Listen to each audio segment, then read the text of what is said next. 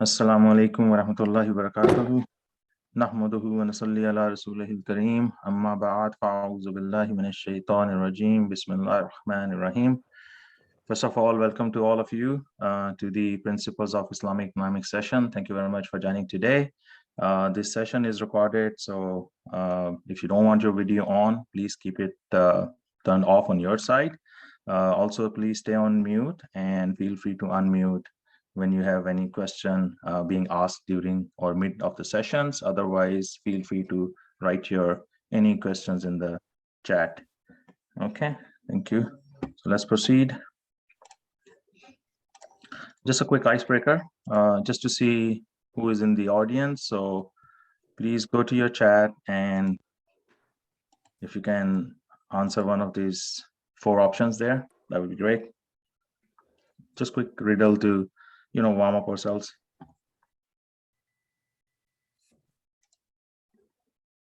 Okay. So I see option D, I see some option C.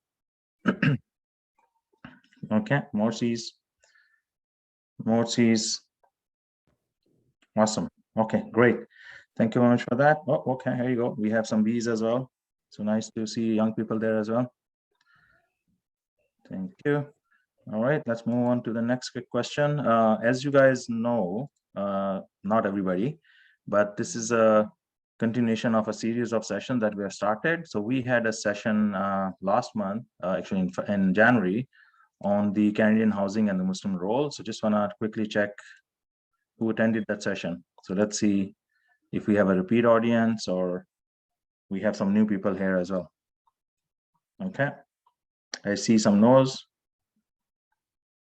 Okay, more no's, more no's. Okay, that's good. There should be some yes as well. I know I have some familiar names here. Okay, yeah, more yes are coming. Okay, awesome. So we have a good mix. So just FYI, the people who missed the last session, during this presentation, we'll be showing you where the recording of the program is. And or otherwise, just feel free to visit our Facebook page and you will find the link for the previous session, which is Canadian housing and economic role. We did talk about in that session, about the different options that are available in Canada and what Muslims should be doing. So there was a good comparison given along with the Quranic and Hadith references. So feel free to, listen to that session. Okay, so let's move on to today's session. And here is the agenda for today's session.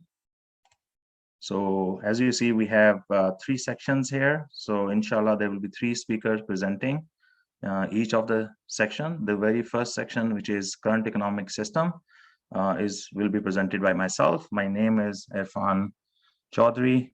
I'm in Canada for about 20 plus years and currently working with the Ministry of Ontario as an IT consultant, and also have about 20 plus years experience in banking, particularly in IT, implementing a lot of banking applications and systems. So I will be trying to cover up very briefly about the current economic system where we live in, and the focus will be definitely Canadian context. So I'll talk about that. Then we have principles of economics in Islam that will be covered by Brother Asim Sheikh. And then the last but not the least, the Islamic economic model, which will cover all the principles that we need from the Quranic references, will be covered by Dr. Fawad Kiani, inshallah.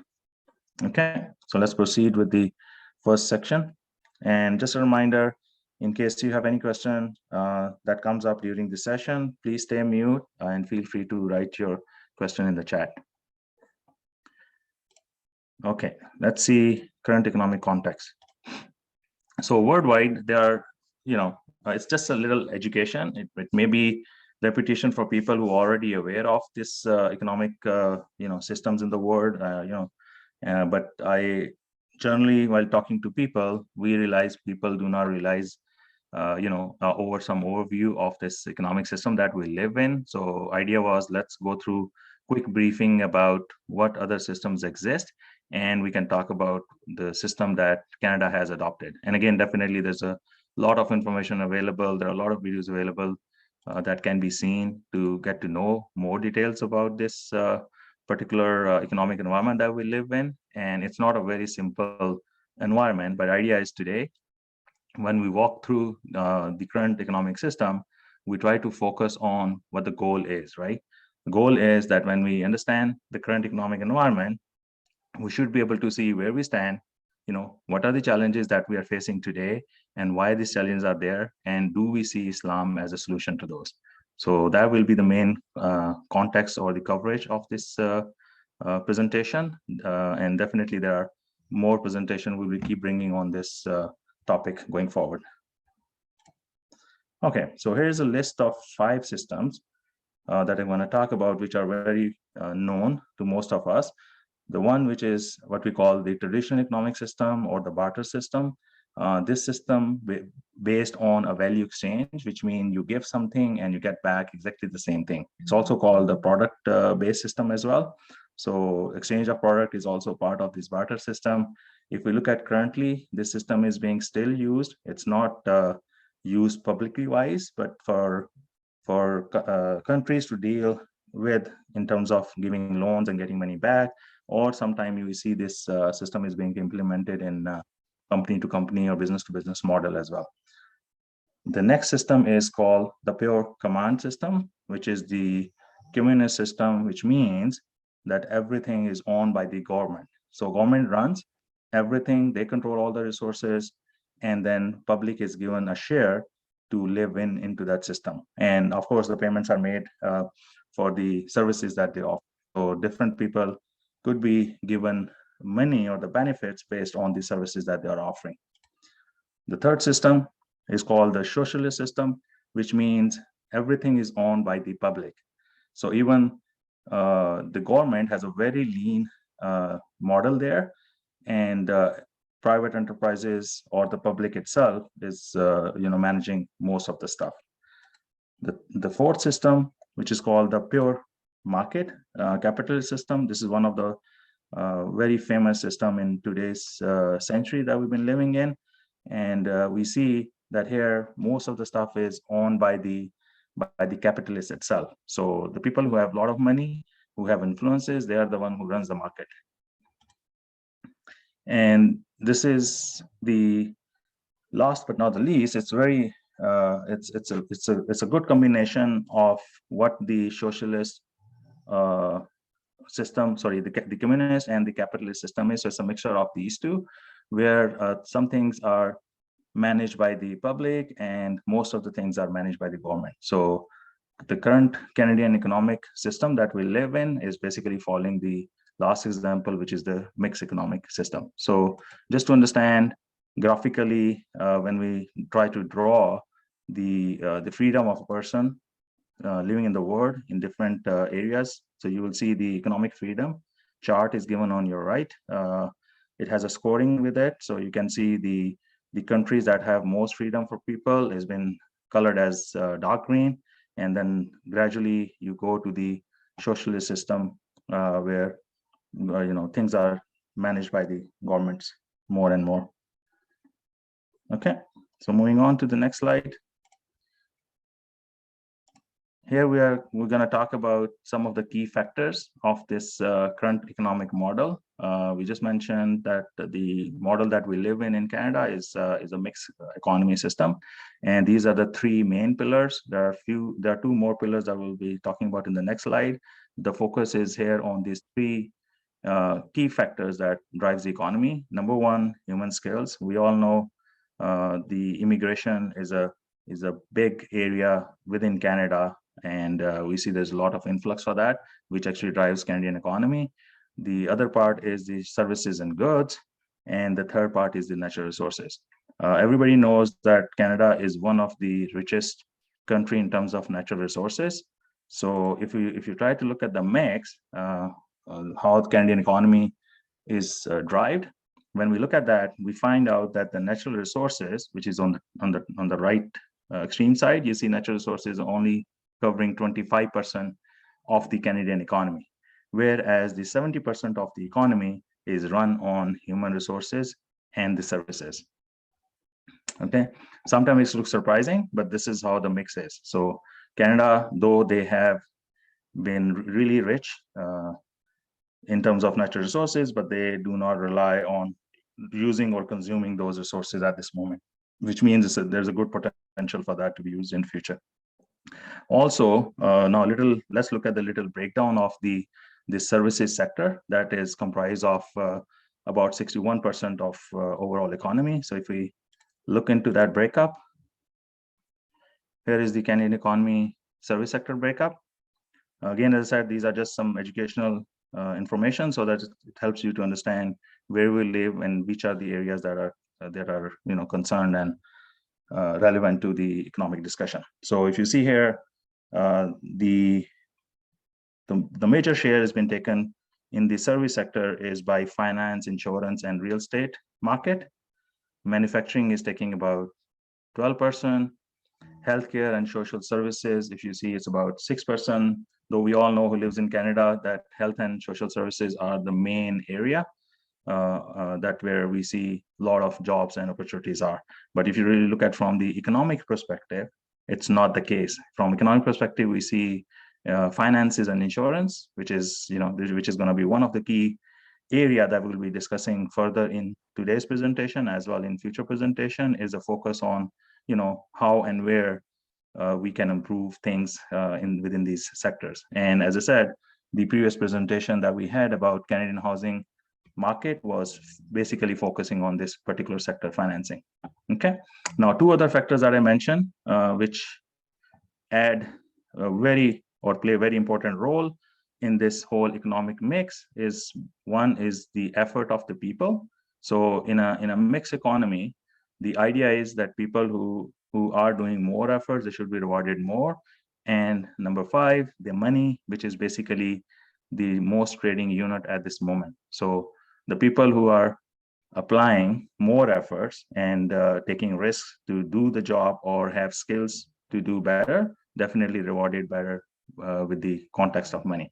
So with this sectoral background and the context that you see here on the screen with all the numbers, I just want to share that in Canadian market where we live in, the industry, there are 3 industry types, so that we get an idea where the focus is at the moment for the government. Whereas there are a lot of, as I was mentioning, that there's a lot of natural resources given to Canada, by nature, which are not being used at the moment. So if you really look at slide को थोड़ा सा up scroll करें, last वाला नहीं नजर आ रहा. Actually, I can't change anything from here. I would suggest to reconnect if you can. नहीं वो last वाली line जो है ना थोड़ा सा ऊपर कर दें तो हो जाएगा. जी, I can't move this. Slide को ऊपर नहीं कर सकते आप. जी I can see everything. So I think it's just देख रहे हैं बाकी ये देखें. Finance and insurance जो है इसके आगे क्या percentage है मुझे ये बता दें. It's a 20%, 20.74%. 25.74. 20.74. चलो बस यही देखना था last line है. No problem. And Mirza, if you have any question, please feel free to type in the chat and somebody can contact you to fix if you have any issue. Okay, Jazakallah khair. Okay, so continuing on the industry sector, while we look at the services area. So as I mentioned, there are 3 industry types. So if you look at the primary industry, which is valid for any other economy, is the natural resources, and Canada is only utilizing the 5.8% of that, whereas the secondary source, which is the what we call the production era or production area or industrialism is another term used for that. We are only 22% of that, whereas if you look at the last one, which is the territory type of industry, which basically rely on the providing commercial services, transport to the public, and other utilities, Canada is about 72.2%. So if you look at from, as I said earlier, if you look at the Canadian economy by sector, we see an entirely different area dominating in Canada, which is finance, insurance, and real estate. Whereas when you look at the mix of what factors are contributing to the economy, we see the social services and transportation and utilities taking the lead. I will show you another graph, which will probably highlight numbers more specifically so that we can do this analysis. And let's take a look at that one. So here is the Canadian spending. If you just for the sake of easy understanding, what has been shown in this diagram is that we have our dollar, which is called as loonie, and it's been divided into major sectors of spending.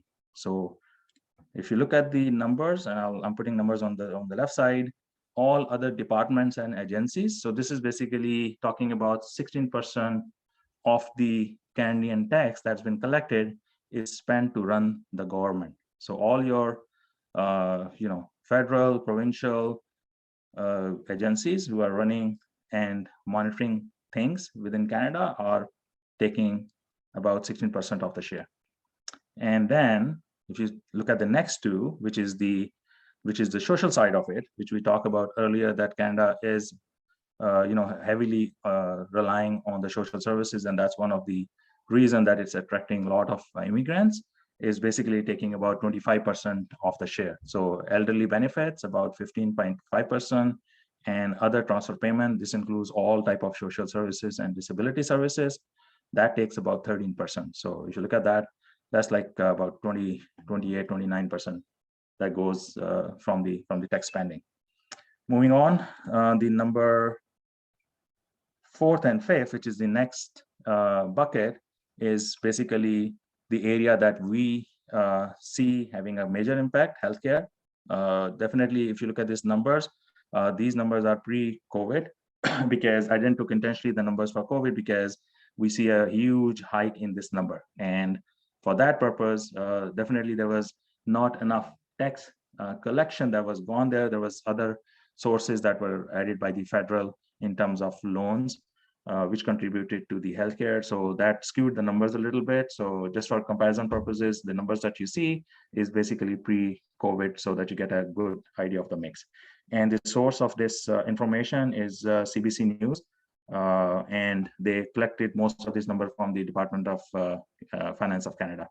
And last but not the least, not many people aware of the national defense spending that Canada does, especially before this Ukraine-Russia crisis. We were not knew much about the the military spending that we had, but that takes about 8% of the Canadian economy. So again, I hope by now you guys got a good mix of the kind of economy that we live in, and the kind of secretarial outlook of where the businesses are happening and where the spending is happening. Okay. Now moving on to another important topic, which is basically the economic drivers. And these drivers are very common for any economy. There are 3 pairs. We have governments, we have businesses, and then we have individuals who basically drives the economy. So if you look at from a government perspective, these are some of the areas that government focuses on. Their focus is GDP growth. They try to promote free market economy so that a lot of people can participate and then can grow the overall economy. Government design things in a way here, and particularly talking about Canada also, that the credits are provided to people so that it's easy for people to be part of this free market and take advantage. Taxes on income, that's the model. We just talk about a good mix of how things are spent. And that also a way for government to generate jobs and give people opportunities to be part of this economy, and also make earnings and living. And anything where government get deficits, so they have a model which we apply to get the deficit financing. So as an example, I just mentioned about the COVID. So we see a lot of funding was taken by the government. That's part of the deficit planning, and it definitely has long-term and short-term impacts. Now looking at the companies or the businesses, when they are looking at the economy, these are some of the factors that they have, and you will see some factors are very common. For example, credit is common, free market is replaced with the money, GDP growth is replaced with the sales for the companies, because that's what their focus is. And the idea is the way they're going to make money is to promote the consumerism, and we see very much here that people are buying into new new and latest gadgets and also new cars. It's a huge industry in Canada. And now recently we see the housing balloon. So we all know where people are trying to spend the money in. Okay. And then company's goal is the profit maximization. Okay. Now coming to the drivers for individuals. So they are looking into income growth. Money is certainly there. Credit is always there because without getting access to money or without having a facility to credit, it's really hard to start anything in Canada, especially for individuals who are skilled, but they don't have resources or money or financing. They definitely need to run on this credit to start something. Then in terms of opposite to the consumerism, we have the consumption model here. We love that as an individual. We know how many shopping sales runs in a year in Canada. So that's the business model that companies offers, and individuals are trying to take benefits of that. And another thing is the maximization of the wealth, which is basically the investment side of it. So people who are smart, they're not only trying to spend, but also trying to accumulate wealth. So there are different means and ways that are available for people to do that. So if you look at the overall drivers for this any economy, particularly, as I said, the Canadian context, so you will see these are the key players, these are the key drivers there for three different players. Okay. So now, with all that context that I've given you, I'm now going to touch on the last topic for this section, which is the issues in current Canadian economic system. And let's look at that, what they are. So keep in mind that the things that I mentioned you. So one of the reasons we are able to sustain and provide all those social services that you saw, there is a multiple level of taxation that has been applied. So that's the source for government to get the money.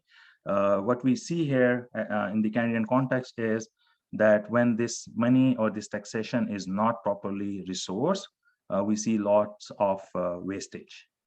And the other thing that we notice is an uneven distribution of this money or the social services that are given to people. And people who have recently seen what happened in COVID, where government came up with a lot of free funding model for people to just sustain their basic living. We see a lot of cases are coming up. Even CRA had a huge issue in 2020, trying to resolve or catch all the people on the CRB that was given. And now the influx of the money that was given for home financing and other stuff, we do see a lot of wastage and uneven distribution. Even in the previous presentation we talked about, we referred the $200 billion breakup, that how that money was given to the public, whereas 100% of the businessmen took the advantage who already had the mortgages. So the people who had multiple mortgages, they took the advantage of that the money and the distribution. The next thing is currency influx. So as one of the key thing is, or the recent most example is the current housing crisis. We do see that the influx that government has done without putting in place the proper policies and a governing model, it actually not only that it increased the housing market, but also has increased inflation. And we also see impact on the devaluation of the Canadian currency compared to US. Of course, Canada, in compared to other countries, is very different, but definitely we have a direct impact with the US dollar. The third point is the free market economy. Again, there are goods and bads for these type of key headings. So free market is basically there to promote businesses, but when we see that there are monopolies being set up and there are no proper controlling or policies are designed by the governments, we see a negative impact of that. So one of the key thing is if you see currently in Canada, there are certain areas which are very well controlled by the government, which has both its good and bad side. Banks as an example, utility companies another example. We see just to manage these things, government is influxing money to these guys just to give rebates or discounts to the public. For example, if you have a mortgage and you are unable to pay the mortgage due to pandemic and job losses and all that, government put up a model, but everything is paid through the government tax system. So it's not that money is coming from somewhere else. So it's not that money is being taken from these businessmen. Rather, this money has been becoming a burden on the public itself. Third, good and bad, self-interest is a good thing, but also it creates a negativity because people are trying to take the advantage of the situation, and it's really hard to control unless government gets involved and have proper policies there. Last but not the least, free enterprise zone. This is an area where Canada is lagging. Canada has a huge land. A lot of provinces are trying to get the immigrants, but most of the immigrants that come there, historically and statistically, we see that those people move or tend to move into the main major cities, and that's where we see the huge influx of the people coming into major 3 or 4 Kenyan cities, and that's where we see the concentration. Government should come up with policies, and that's where I'm saying this is a major issue that the Canada is not developing the enterprise zones in various areas, and that really requires some type of more governance. So again, there are here and there some other issues that we can talk about, but just to stay on to the focus of the topic that we're going to talk about, these were some of the things that I just want to present. So thank you very much for your time. Let me take a quick look at the questions. If anybody has any question, please feel free to type in the chat. If all good, I think I'm good and I'm done on my part of this presentation. I'll hand over or ask Brother Asim to come and talk about the principles of economics in Islam, and also Brother Asim, you can do your own quick introduction. Okay, thank you very much. If you have any questions, please feel free to type in the chat and we'll take care of that. Over to you, Asim bhai. Jazakallah khair. So assalamu alaikum, everyone. I hope everyone's enjoyed and benefited from Irfan Bhai's presentation. In this section of the presentation, we are going to cover the principles of Islamic economics or economics in Islam. The principles tend to have multiple sides and dimensions. We're going to try to limit it to a certain areas of interest that we want to cover in this presentation. We don't want to go into too many different branches, so we'll have a much more concise session, and I think the section after my section is going to be the most important part of this presentation. So if we can go to the next slide, Brother Irfan, or if you can give me control, that would be awesome.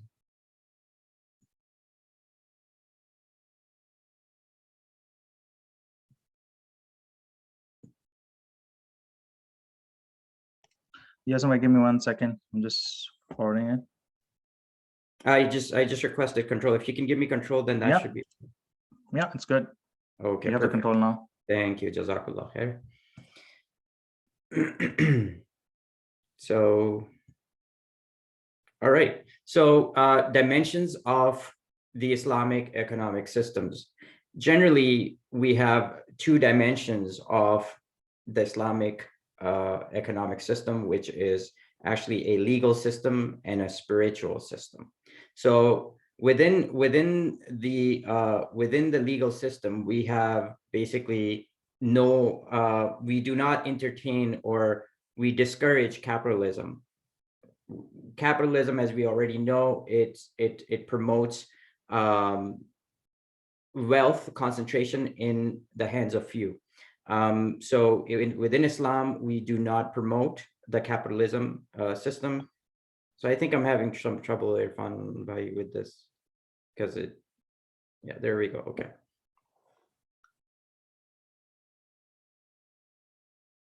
And then the next one is next point is that we in Islam it restricts market exploitation, so that the market makers cannot exploit different aspects of the market based on how much money that they have. And you can see that a lot.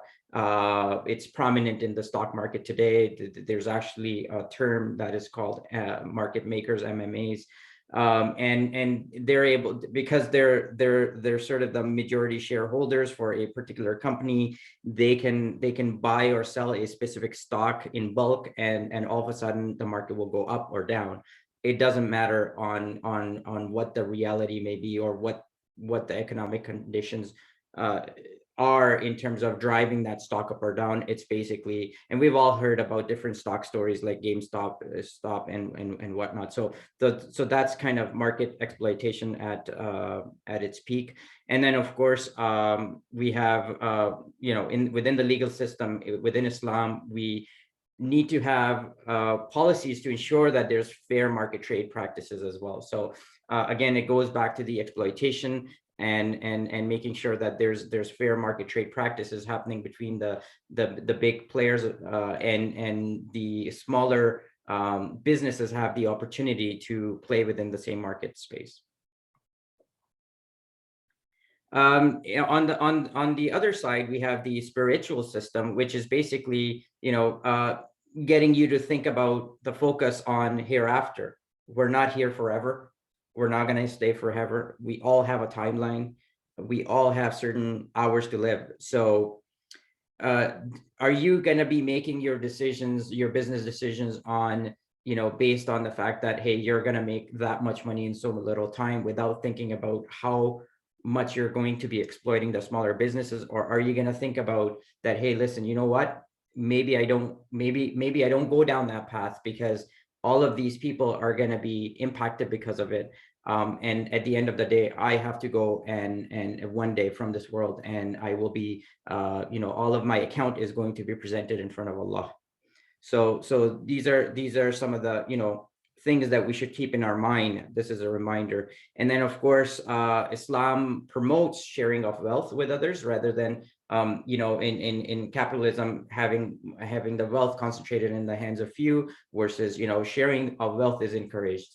So, and of course we have the concept that by sharing and helping others, you'll never be poor. You'll never run out of those resources that you have. So share your wealth is promoted. And of course there is a concept of non-mandatory charity. So we know about the mandatory charity, which is zakat, which is tax, and we have the non-mandatory, which is sadaqat and the infaq, which actually helps you clear all of the blackness of the heart. So non-mandatory charity is encouraged, and of course anything that's well beyond your means, then of course you should try to circulate it and not keep it in your bank, kind of thing. That's the idea behind this. So of course there's additional scrutiny on the public and state employees and the partners. So this is overall part of the governance, in terms of,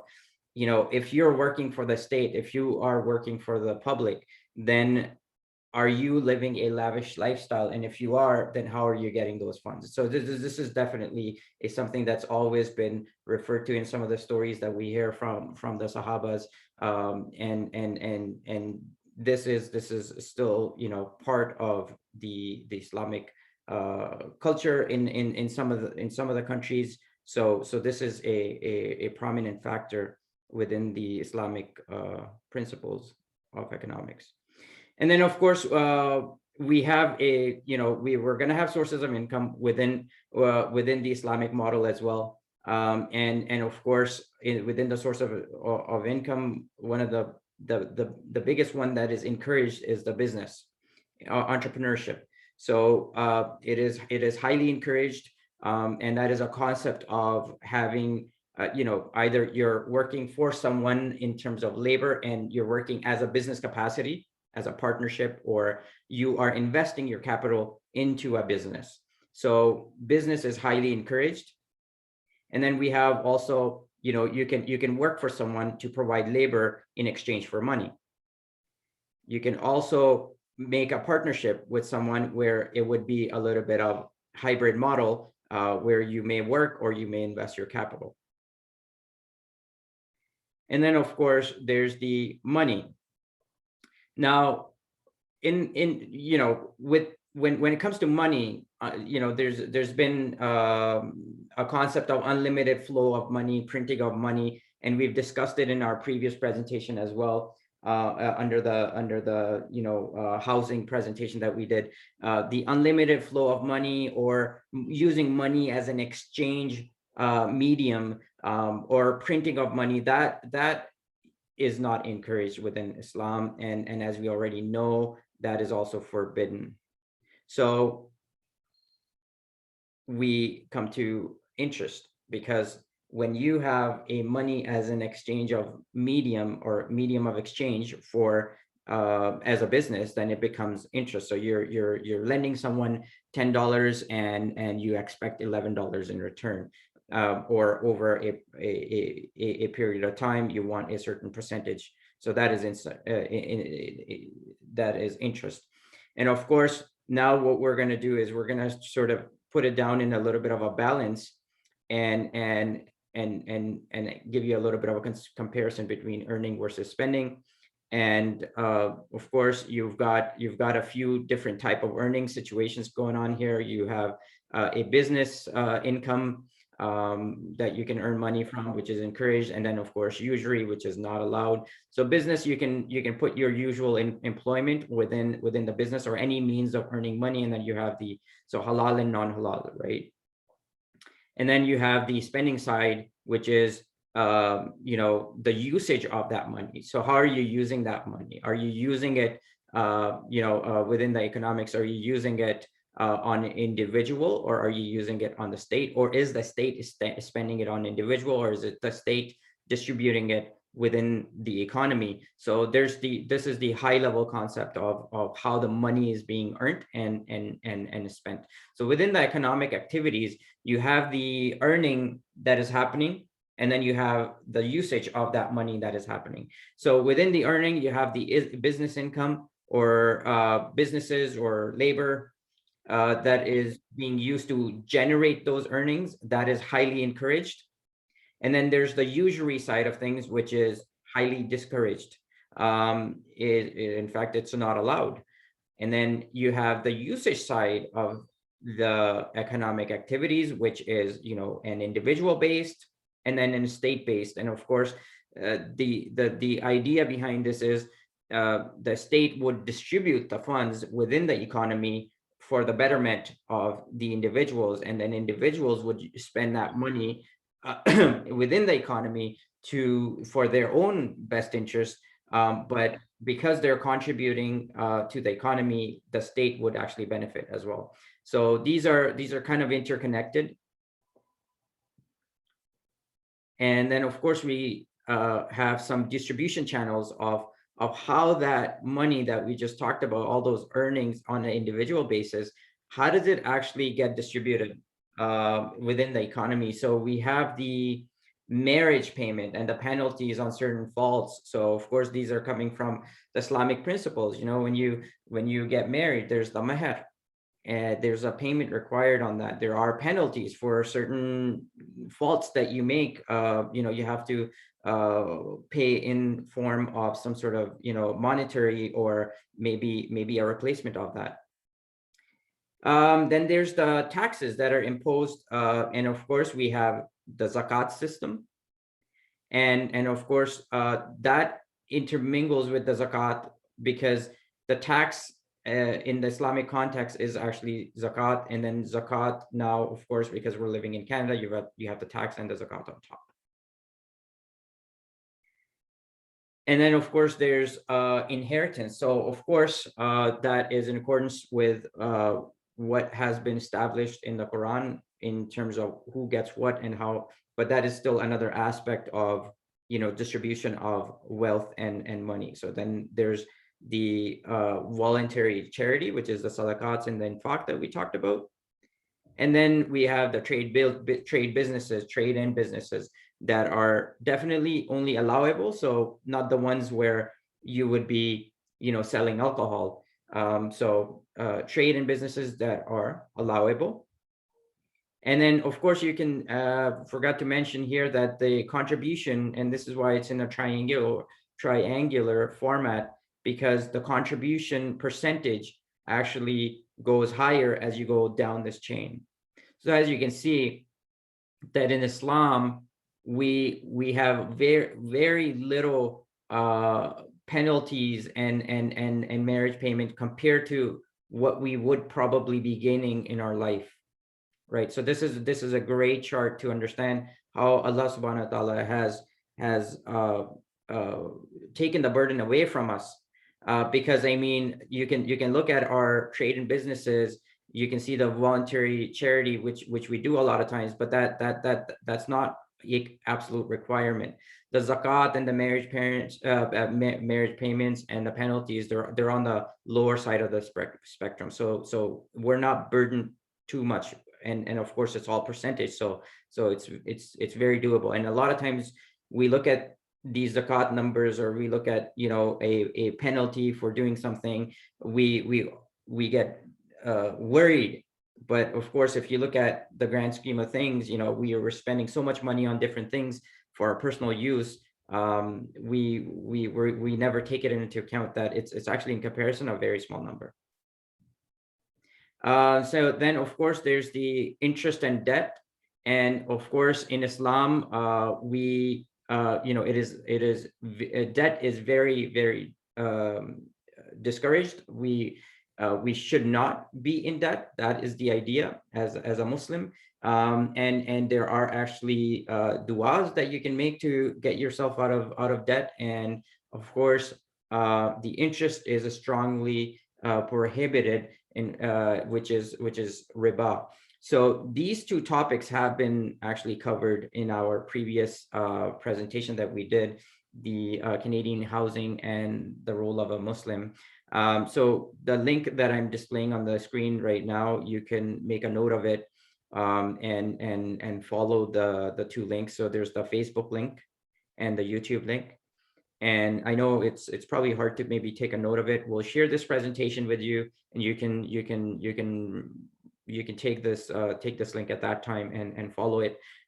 We have great information on interest and debt that you can follow, and inshallah gain some knowledge on that. And with that, I've come to an end to my session. Is there? Yes, bro. So I think Brother Abdullah had made a comment that can we share the link, and definitely Brother Abdullah will share the link with you. I'll post it in this chat as well soon after my session, and we'll also share the presentation and the recording with you guys. If there's any questions, please go ahead, and if not, then I'll pass it on to Dr. Fawad, and he will be presenting the Islamic model of economics, inshallah. You asked for a few questions. Asim bhai, can you please release the control as well? You have asked for the questions. Can I put the question now? Yes, please. You said that Islam, under the interest and the debts, Islam abhors debts and strongly discourages it. Correct. So what do you mean by debts? What types of debts, and what type of debt is prohibited? So so definitely the debt is discouraged, but it's not forbidden, right? So of course we know that from the hadith and Quran that my presentation is going to be covered though. Okay, awesome. Okay, so what I will cover that in my presentation. Okay. Okay. Nice. Just go ahead. Dr. Sabay, I'm going to stop the share so you can start your screen, inshallah, from here on. Right.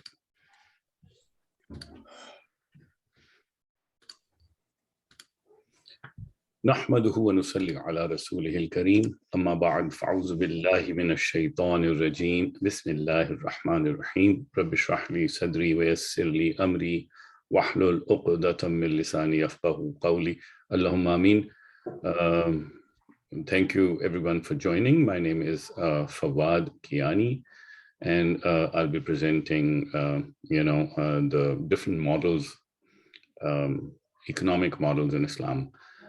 So Brother Asim nicely presented some economic principles. So let me quickly recap them. And I'm going to this particular slide in order to, say that. Okay, now I think I changed my computer, so the fonts are disturbed. Anyway, so the preamble, the overall idea when we talk about Islamic economic principles. So overall idea is that, Islam emphasize greatly on akhirah, the life of hereafter. And Quran, in order to prove that this fact, brings a belief system which is based on science, and Quran has its own belief system, and it's good to have a discussion on a belief system if somebody is not clear about it, and I can answer that in the question answer section. Then after this Quranic approach towards more emphasis on akhirah, tells if you can kindly please mute your mic, jazakallah. And in order to secure the akhirah, the hereafter life, you have to live in this life as per the principles of Quran and Sunnah. This is the overall idea. Brother, if you can kindly, there's somebody whose mic is on and is getting some sounds are coming through it. Nice. All my presentation has been. I'm supposed to. Okay, so here we go. Now, after having said that, I have to present in front of you the formation of country in order to understand where this economic system falls, where it, in the great puzzle, where it fits. The country, we see there's a geographical boundaries which creates a country, or language creates a country, or legislature, we call constitution of a country, it creates a country. So there's geographical boundaries, there's similar kind of people, or maybe similar language, or a constitution that defines a country. Then there are social norms of certain people, they come together and make a country and define a boundary. Then this country needs to have an economic system, that how all the trades and activities and business and jobs and all these things are going to be controlled. So this economic system has been governed by certain laws, and the laws is mentioned in the constitution. And then we see the countries also has a political system, could be secularism, could be liberalism, and democracy, the way to elect the government, and so on and so forth. The country needs to have a foreign policy.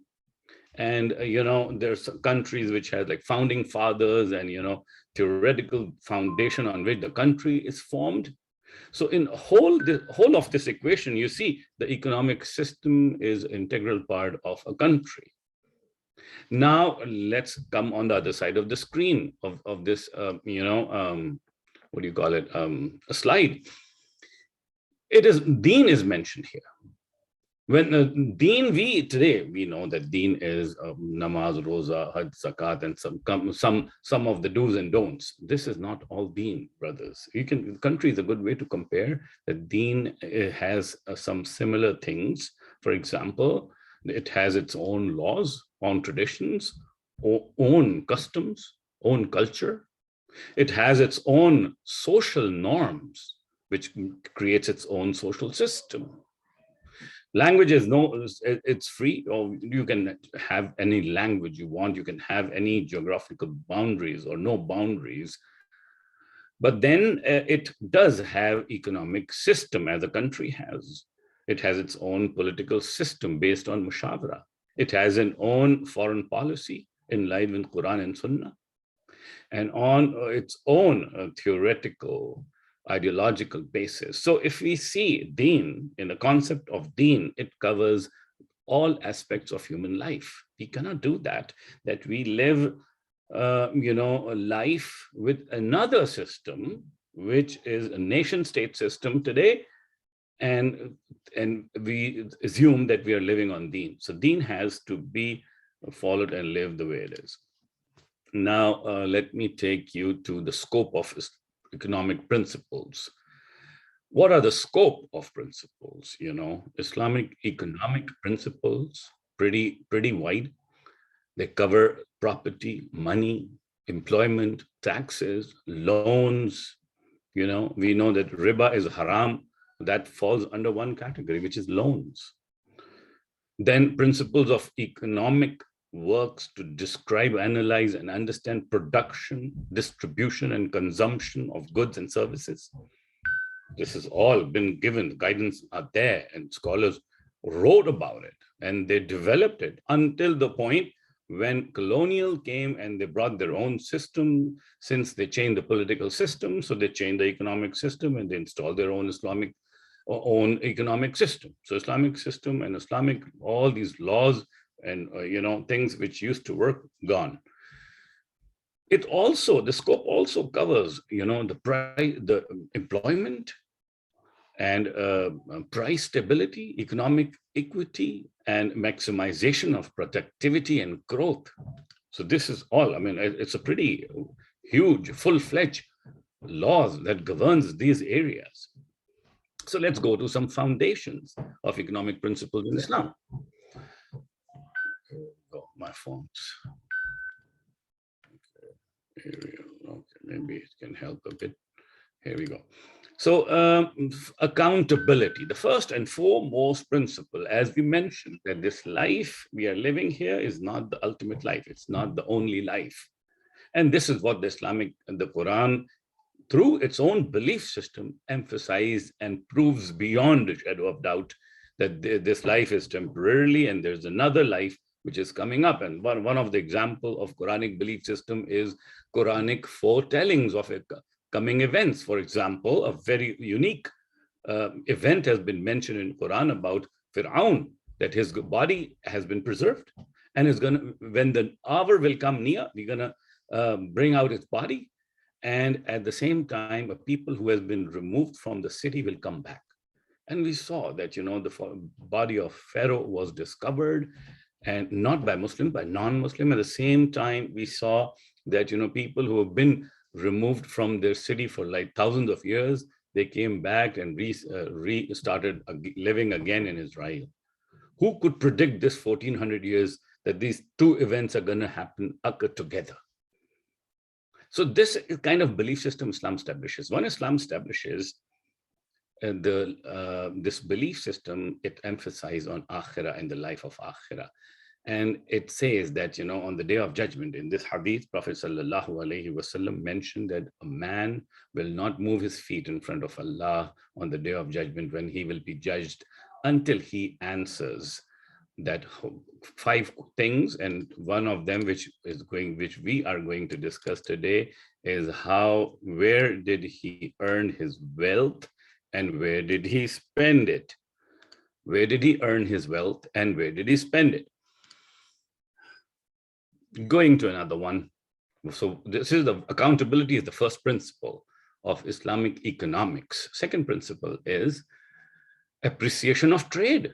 Islam appreciates trade, and Allah in Quran, ayah number 275 of Surah Baqarah, Allah subhanahu wa ta'ala says that ahallallahu al-bay'. Allah subhanahu wa ta'ala has permitted trade. And Prophet sallallahu alaihi wasallam, he liked trade, and in fact he urged Sahaba radiyallahu ta'ala ajma'in to adopt trade as his profession. And he also exhorted them to observe truthfulness and honesty in their business transactions. He liked that. And today we also should do that. If we get a chance, we should, try to set up our own business. Additional blessing of Allah subhanahu wa ta'ala, mentioned in Surah Araf, ayah number 97, that if people only had, believed and kept the law, Allah would have opened the doors of blessings of the heavens and the earth on them. So, just keeping the law of Sharia, law of Islam. Another, place here. Okay, now let's go to another principle, which is the money, the concept of money. Again, the concept of money talks about that, number one, it belongs to Allah. Money belongs to Allah. It's not yours. A very fundamental question, a very fundamental principle. The money belongs to Allah, it's not yours. You are trustee. Allah has given you. And when He's going to given you, He has given you to judge you, to test you, to try you. Then money is also considered as a tool to evaluate the wealth. It's also an intermediate to exchange as a financial instrument. It's an instrument to exchange goods and assets between people.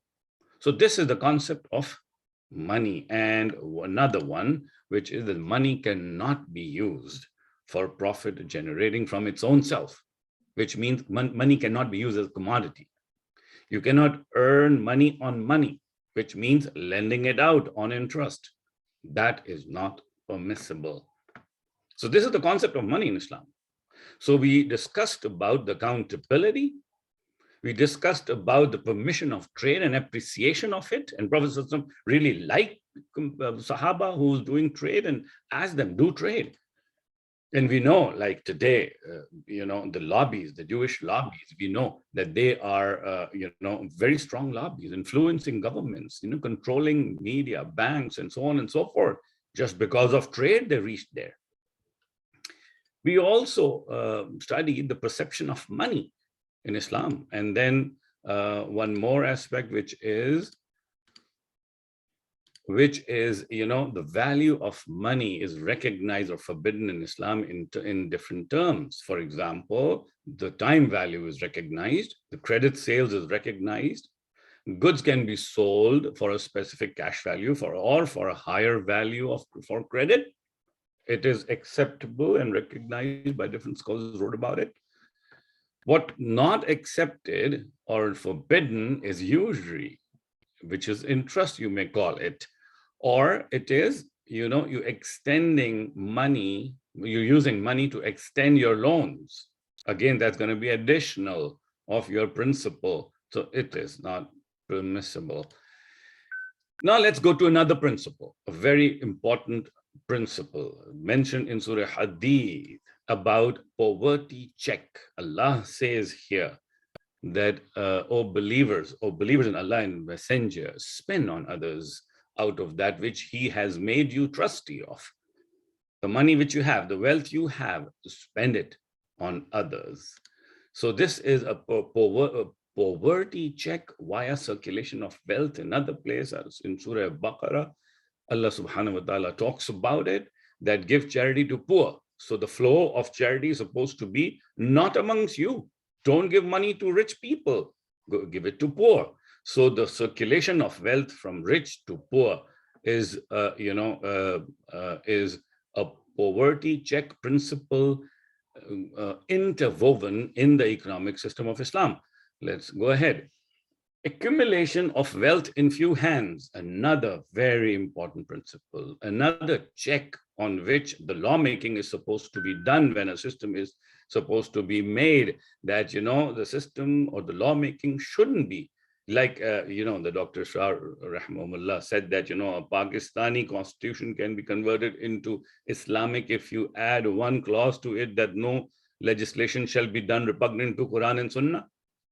Similarly, if you add this legislation that, that no such economic principles, laws can be made that, promotes concentration of wealth amongst few people. So again, a very important principle of the Islamic economic system. And then very important, another one, undue advantages.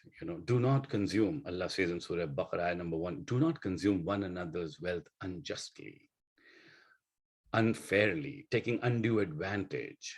Do not eat up other people's money. Do not use bribery as a tool to influence rulers so that they may decide in your favor so that you get the portion of somebody else right.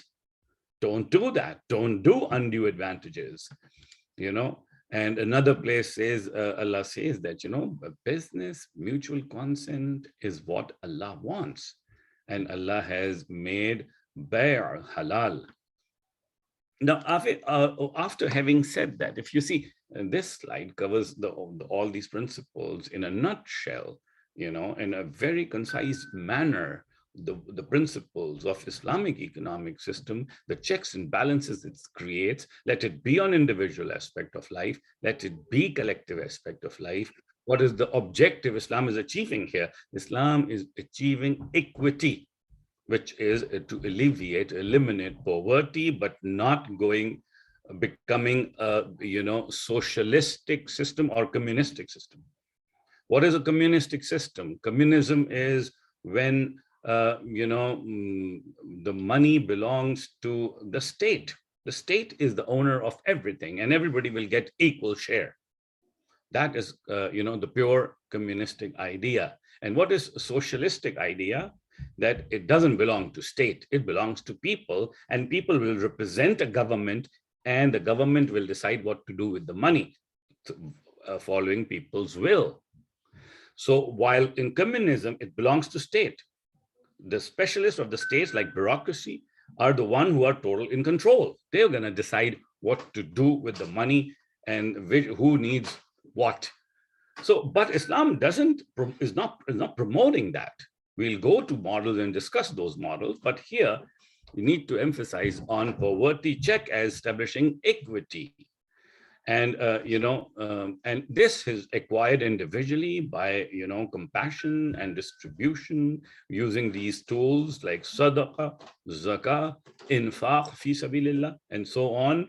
And also it became systemic in a collective way when Prophet sallallahu alaihi wasallam in his last days and in the time of Khulafai Rashidin, the Baytul Mal was established.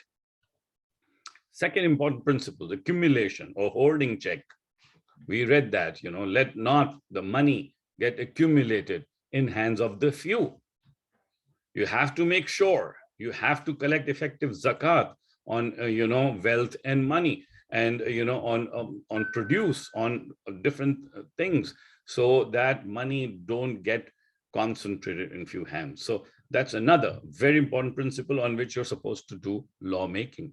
Then this manipulation check, which means that, and this manipulation of wealth, it's very important. And this is the reason, the riba, which is interest or usury, has been banned. Why it is banned?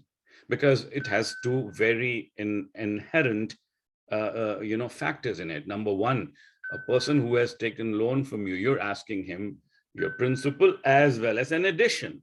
The addition is, zulm on him. You're asking more. The poor guy didn't have money in first place, asked you loan, and now you want him to pay you back extra. Where is he going to get extra from? So this is the oppression is there in this loan. Second thing is, if there is a limited wealth in an environment, and you ask, and let's assume the whole wealth has been lended out, and you want a double return on it, where are you going to get double? So you have to create wealth. When you create wealth, it is called inflation in a sense. So the money will depreciate, or the value will go down. So depreciation, or you call it inflation or interest, having same effects. What are the same effects? Manipulation of the value of the wealth. And that's the check.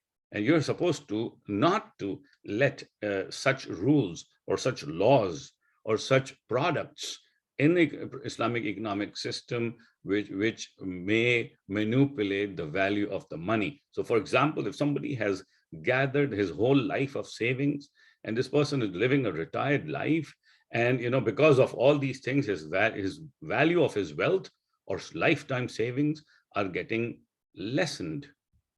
That's manipulation. And today we see that this manipulation is at all-time high. Fourth principle or fourth check is undue advantages. So we're going to see more when we're going to open up more that how these things will affect when it becomes a system.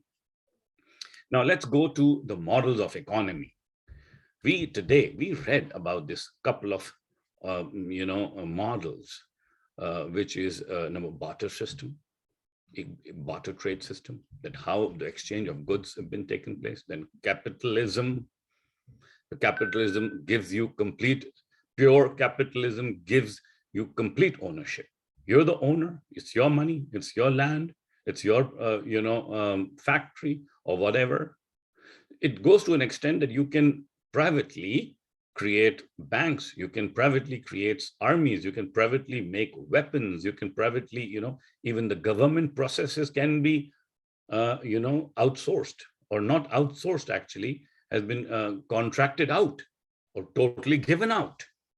So pure capitalism goes to that extent. And communism, we discussed, communism again is everything belongs to state.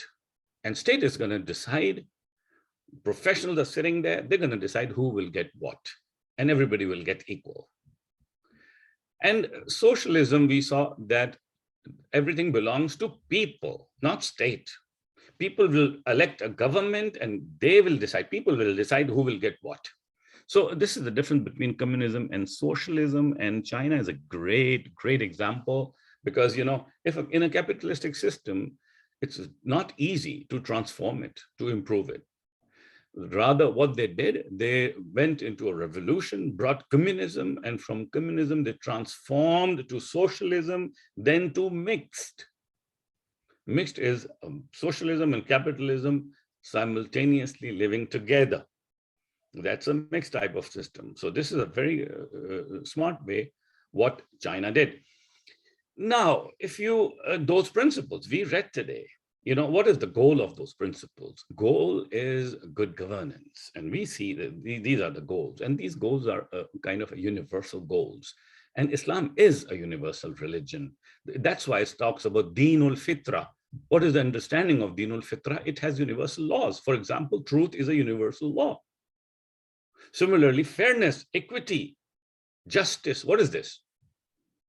These are universal laws, and that's why Islam is a universal religion with universal laws. So in the good governance principles of good economic system, they are been understood as 4 very important principles.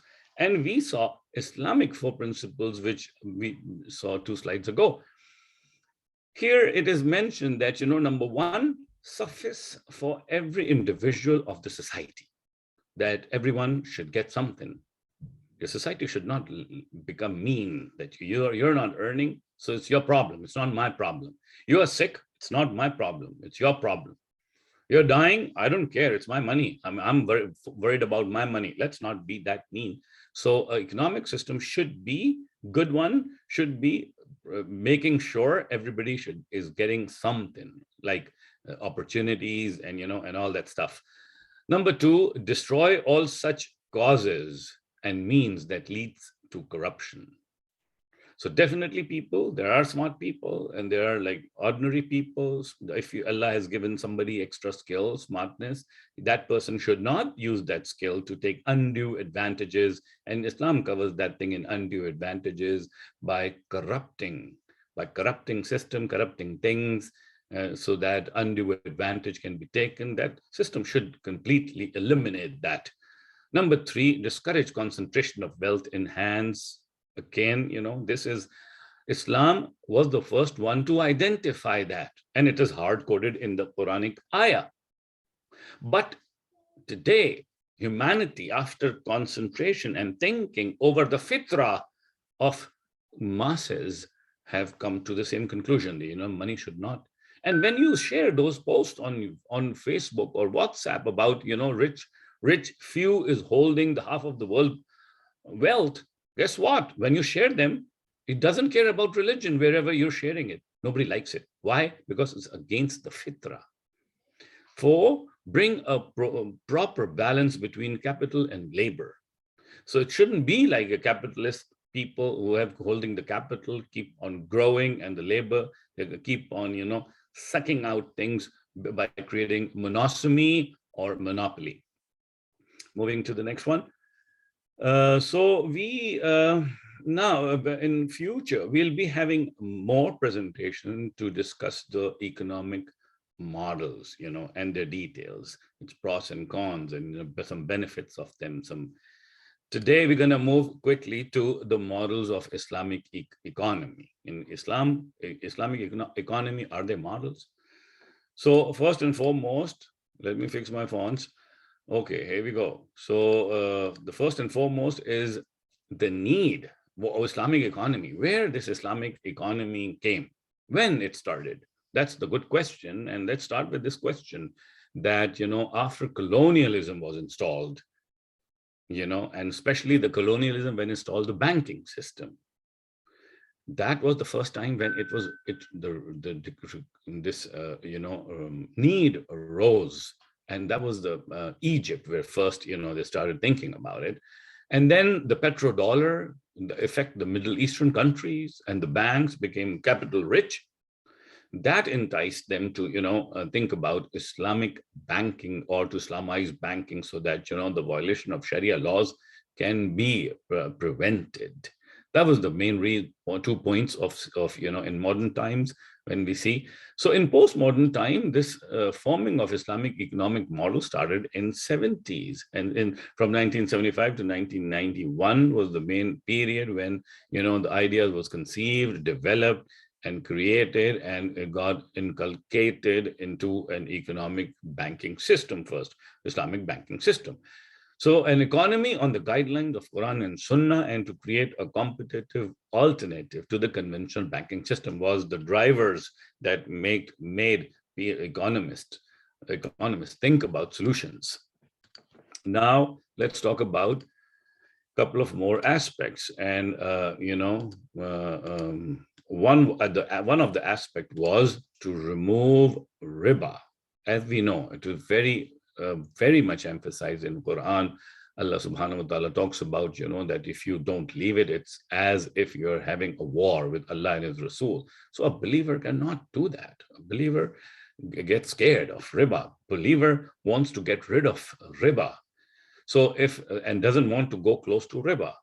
So same as alcohol, same as, lahmul khinzir. So similarly, to get rid of it was one of the motive, and the model which came up first was a profit sharing model called mudarba was created, where the same profitability which was used to earn through riba was been converted into profit sharing. Before, I was like, I don't care. I just put my money in the bank and I'm saying, listen, I need some return on that. I'm giving you my money. So that when this was been understood by different scholars that this is riba, so they came up with, okay, fine, then do more profit sharing and profit and loss sharing. So profit and loss sharing model, replaced this riba in Islamic model attempt. So the model was labeled as Society for Charity model. So the model, the objective is visible from this name, Society for Charity model. And in this model, this model was later, converted, drive to four more model drove out of it, and which was, the Islamic capitalistic model, Islamic capitalistic model, and another one was Islamic socialistic model.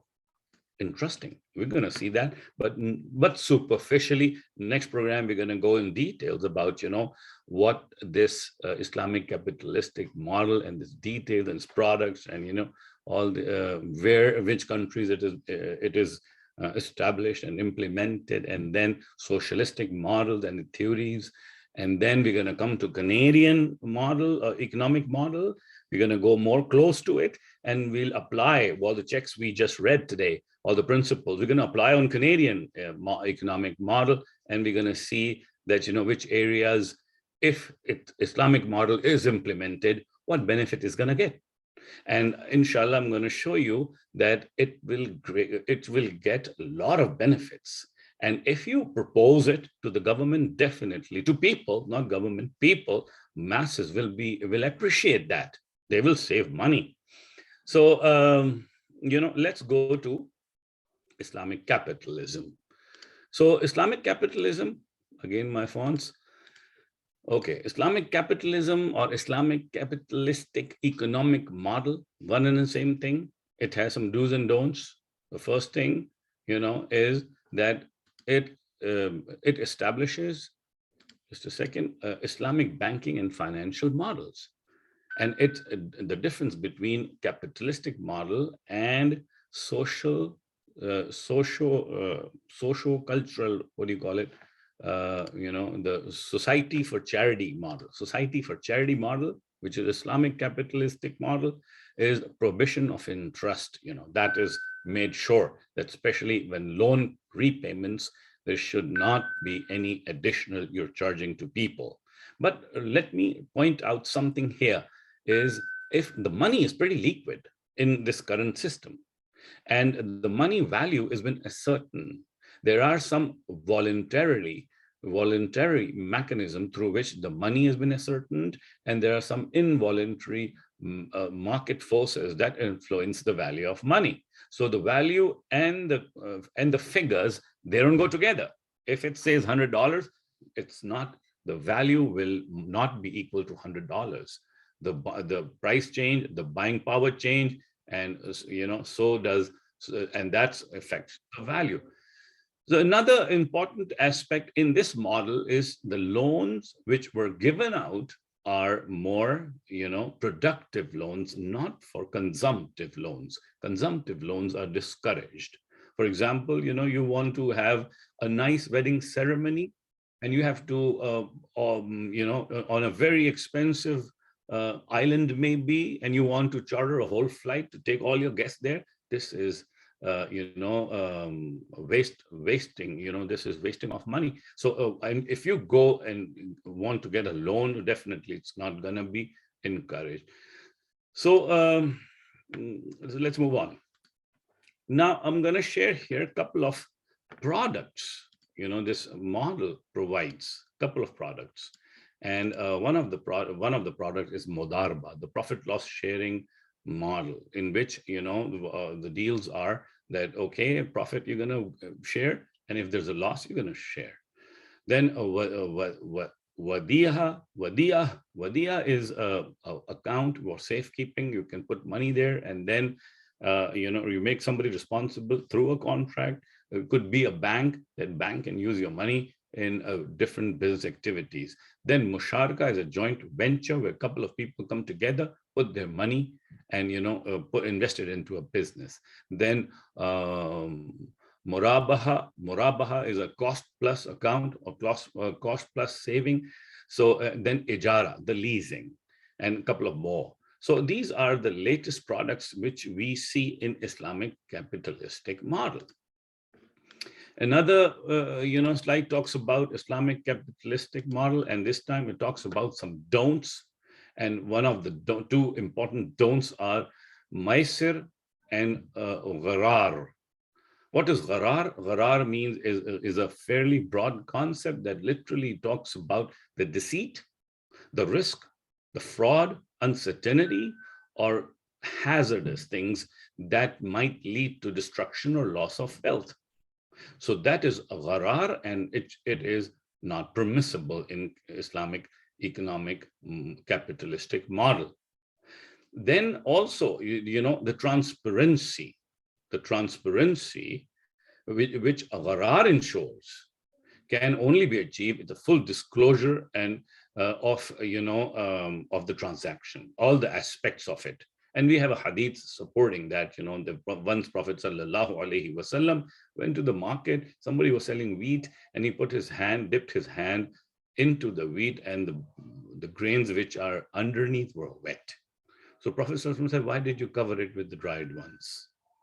Those who cheat us is not amongst us."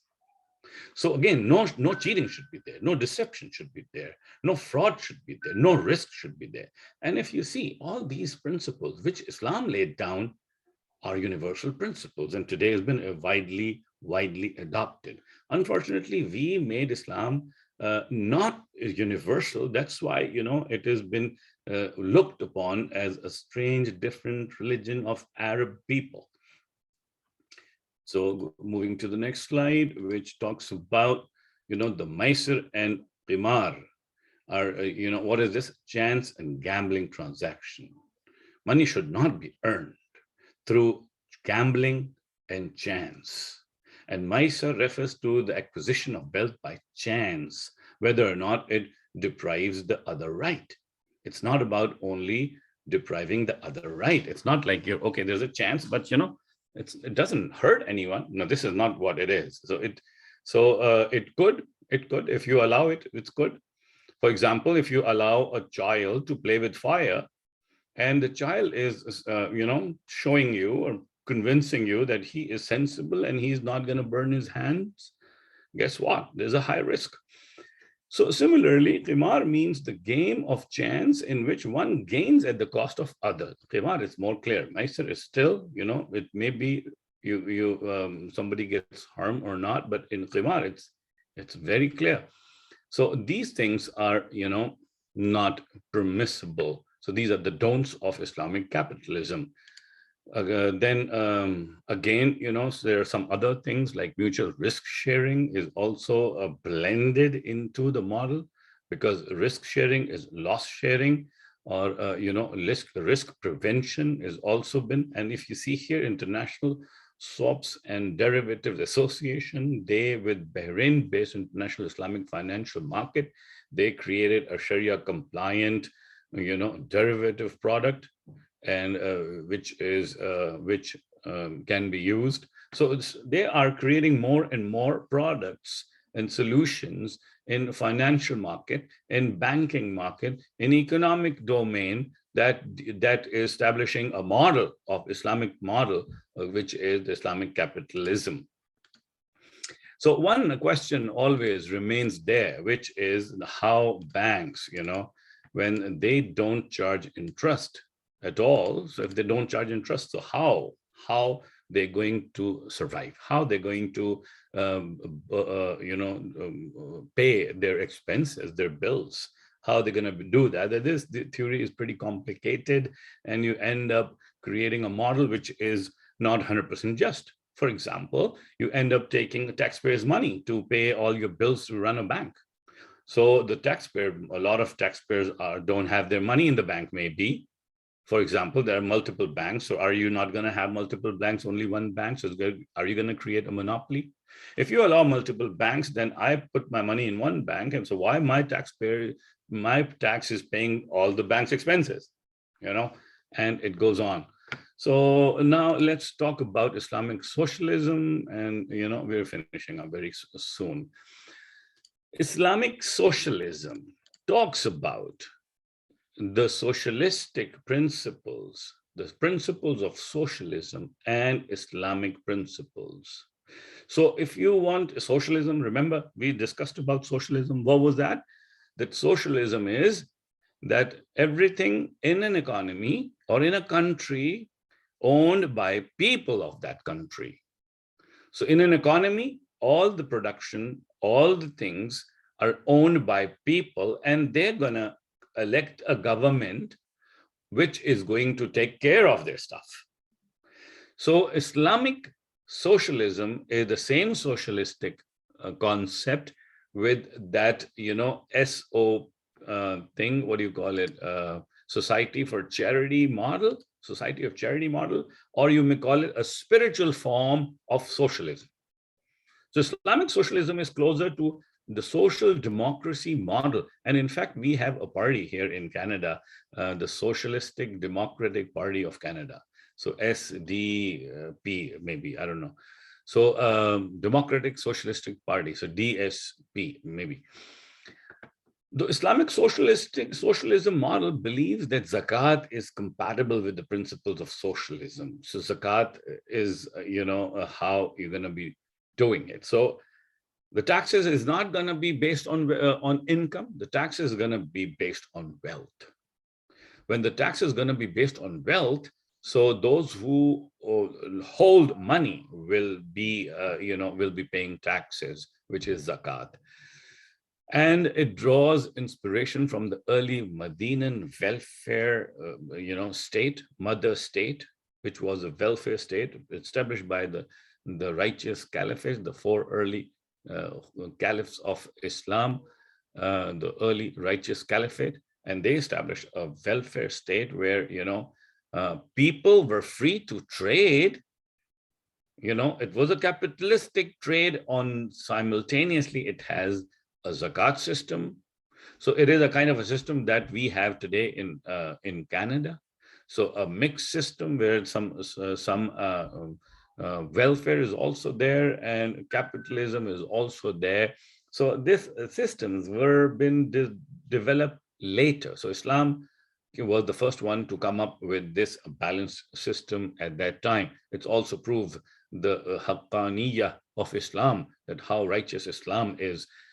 So it is this Islamic socialistic system or Islamic socialism is anti-imperialism.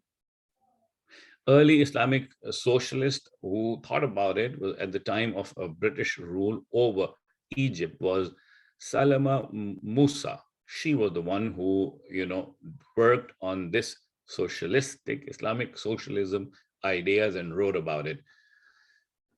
So what is there for people? It guarantees incomes, pensions, and welfare.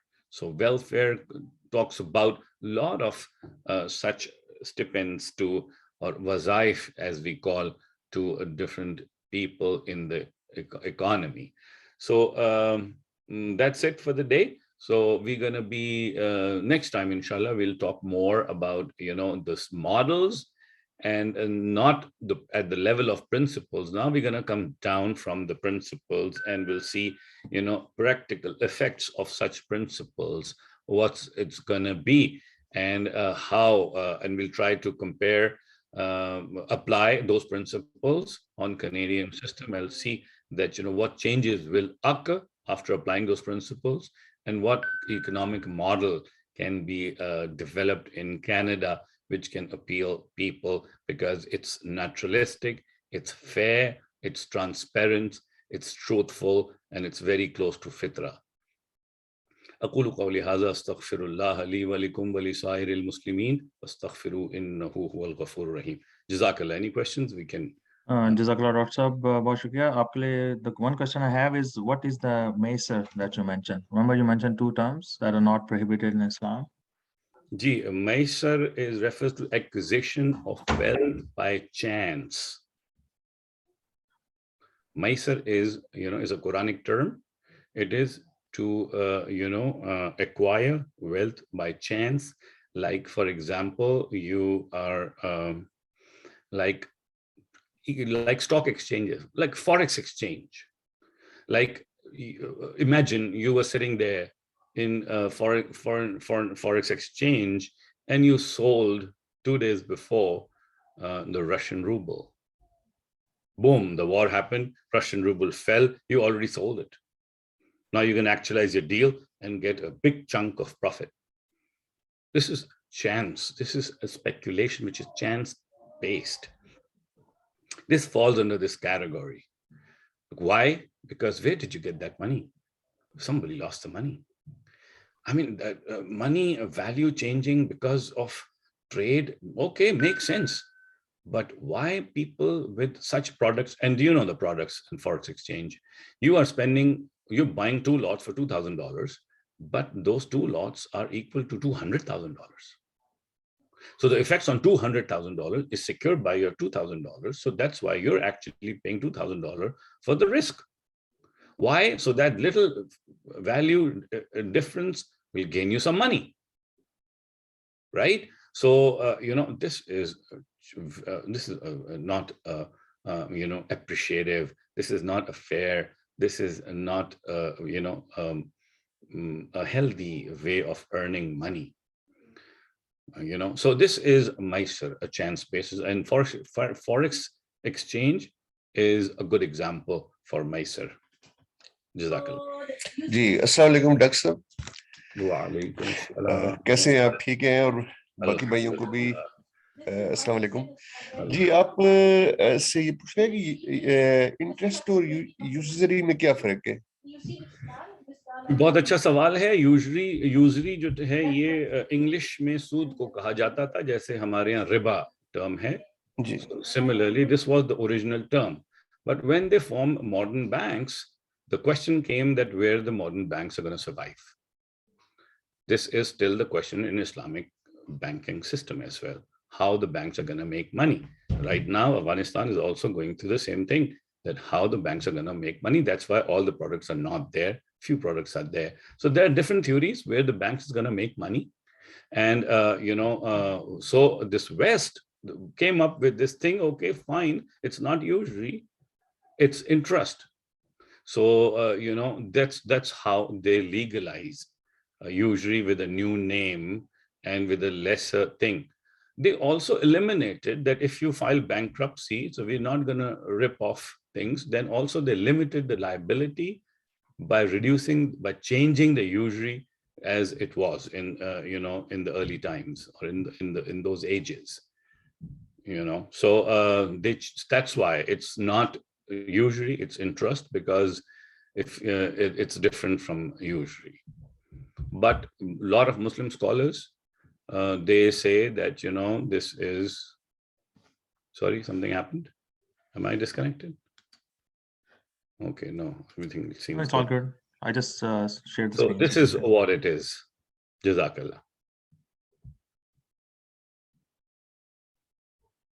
One more time. Okay, I don't see any other question, but anybody in the audience, if any question, let's take it now. Otherwise, we can move on to the next quick I think section. somebody has raised his hand. I think Sayyid Hussain has raised his hand. Make sure your lips are never. Brother Muzaffar, do you have a question?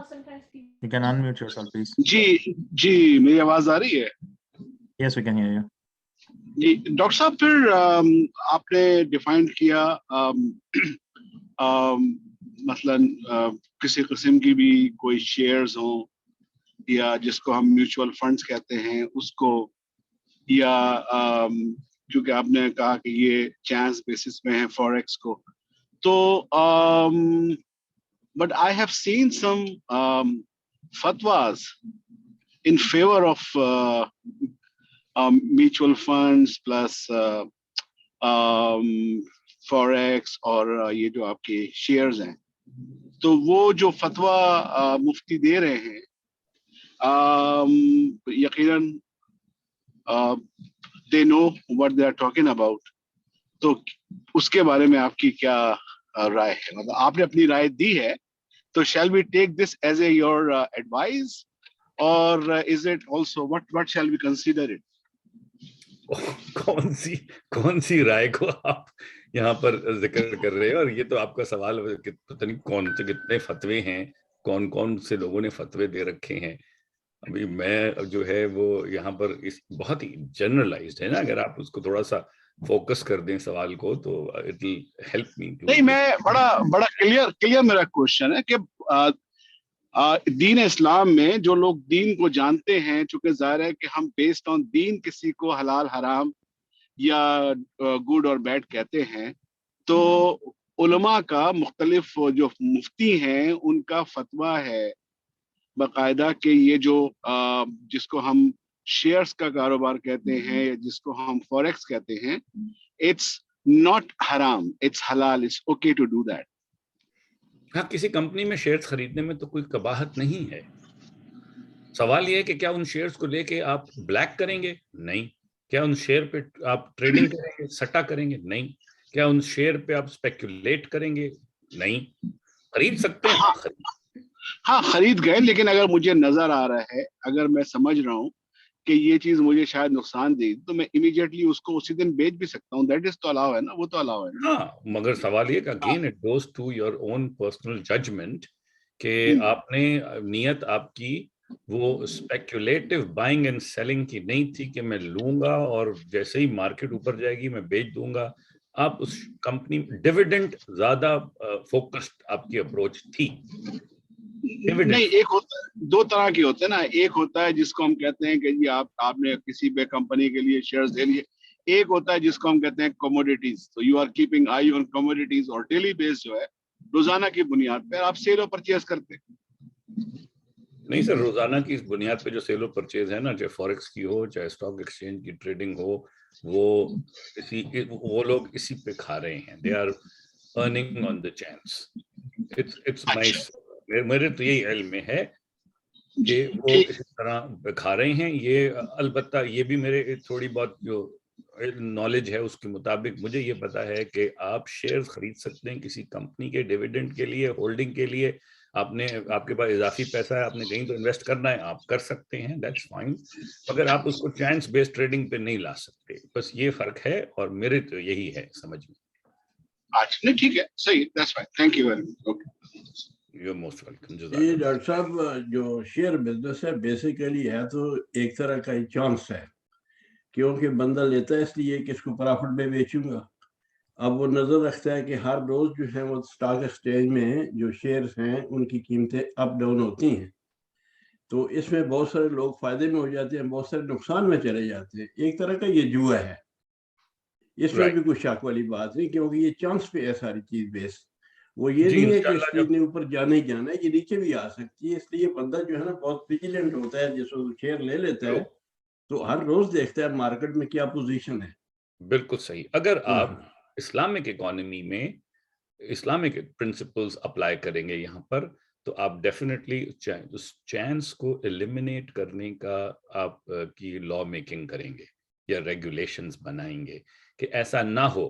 جیسا آپ نے housing market میں بنانے کی کوشش کی، آپ نے کہیں انٹری بیریئرز کریٹ کیے، کہیں ملٹیپل بائنگ کو روکنے کی کوشش کی، مختلف آپ نے میجرز لیے کہ نہیں لیے. اسی طرح چانس کو ایلیمینیٹ کرنے کے لیے مختلف میجرز لیں اور ماڈل بنائیں. اور یہی ہمارا مقصد ہی یہی ہے. جب ہم کینیڈین اکانومی سے کمپیئر کریں گے اور پھر ہم ایک ماڈل بنانے کی طرف جا رہے ہیں، یہ all the struggle, all the exercise is towards a model جو کہ کینیڈین انوائرمنٹ کے لیے، جس میں سے ان چیزوں کو ایلیمینیٹ کرنے کے لیے پراپر میجرز لیے گئے ہوں.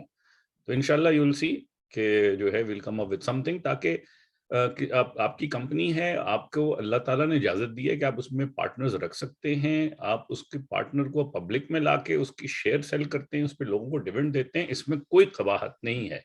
اس میں کچھ لوگ اس کو ایکسچینج بنا کے وہاں بیٹھ جاتے ہیں، روز مرہ اس کی بائی اینڈ سیلنگ چل رہی ہوتی ہے، وہ غلط ہے. تو اس میں کچھ صحیح بھی ایلیمنٹ ہے، کچھ غلط بھی ہے. صحیح کو اپریشیٹ کرنا ہے، غلط کو روکنا ہے. یہی کام ہے حکومت کا. اور اگر ہم اسلام کو صرف جو ہے وہ ایک روحانیت تک ہی محدود کر لیں گے، یعنی کہ صرف آپ کو پر آپ جی قانون سازی ہم اسلامی اصولوں پر نہیں کریں گے، تو وہ بڑا نقصان دہ ہے. اور ہم نے دیکھا اسلامک قانون ہی، دیکھیں نا ہمارے یہاں پر جو آپ کو جاب میں رسپیکٹ ملتی ہے، ڈسکریمنیشن نہیں ملتی، پرائیویسی پروٹیکشن ملتی ہے، کوئی شخص آپ کو ایکسپلائٹ نہیں کر سکتا جاب میں. یہ جتنے لاز ہیں، یہ اگر اس کو چلے جائیں تو یہ قرآنک آیات ہیں اس کے پیچھے بیٹھی. جیسے لا یسخر قوم من قوم عسى ان يكون خيرا منهم ولا تلقوا بالالقاب اینڈ سو آن، کہ آپ جو ہے وہ لوگوں کو جو ہے ولا تجسسوا، یہ قرآن کی آیت ہے سورہ حجرات کی. تو یہ ساری چیزیں اللہ نے ہمیں بتائی تھیں، ہم نے اس کو روحانیت تک محدود رکھا، اس کو نظام کی شکل نہیں دی. تو ہماری کوشش ہے کہ ہم اسی طرح اکنامک پرنسپلز کو نظام کی شکل دینے کی کوشش کریں، اور جو ہے پھر اس کو جو ہے عوام کی عدالت میں لے کے جائیں ایک سیاسی پلیٹ فارم کے ذریعے. اور یہی جو ہے وہ جد و جہد ہے اس کا، جو ہے everybody is invited to be a part of it. It's a hard work and it's a work which very few people have gone. اور اس پہ چلنے کی ہی ہماری درخواست بھی ہے لوگوں کی کہ آئیں کنٹریبیوٹ کریں. کسی اور کا کوشچن بھی ہے؟ آپ نے ڈاکٹر صاحب 2 ٹرمز استعمال کی ہیں بگننگ میں. ایک قمار، اس کو اردو میں صادر قمار بازی کہتے ہیں، جس کو کہتے ہیں جوا. اس کی سادہ معنی لفظ میں یہ ہے. اور دوسرا آپ نے پہلی ٹرم استعمال کی تھی میسر. میسر ایک طرح کا لاٹری سسٹم ہے جو یہاں پہ رائج ہے. یہ دونوں چیزیں منع ہے اسلام میں. جی بالکل صحیح. یعنی قمار بازی اس کو، اور دوسرا یہ سٹے بازی یا یہ کہہ لیں کہ لاٹری سسٹم جو ہے، یہ دونوں جو ہے نا اس کی ممانعت ہے. جس طرح شراب کی حرمت ہے، باقی حرمت ہے، اس کی بھی یہ دونوں چیزیں جو ہے نا یہ آپ جائز نہیں ہے. اب یہاں پر لوگ کھلے بندوں کر رہے ہیں، مطلب ہے کہ کوئی بات ہے کہ چانس کے اوپر $10 کے وہ لاٹری کے ٹکٹ لیتے ہیں کہ شاید ہم ملینر بن جائیں. لیکن اکثر دیکھا ہے کہ بیچارے زیادہ لاس میں ہی رہتے ہیں، خریدتے چلے جاتے ہیں، ان کے ضائع ہو جاتے ہیں پیسے. ان چیزوں سے کیا اسلام میں ممانعت ہے، وہ ہے میسرہ اور قمار اینڈ میسرہ. صحیح، ٹھیک ہے.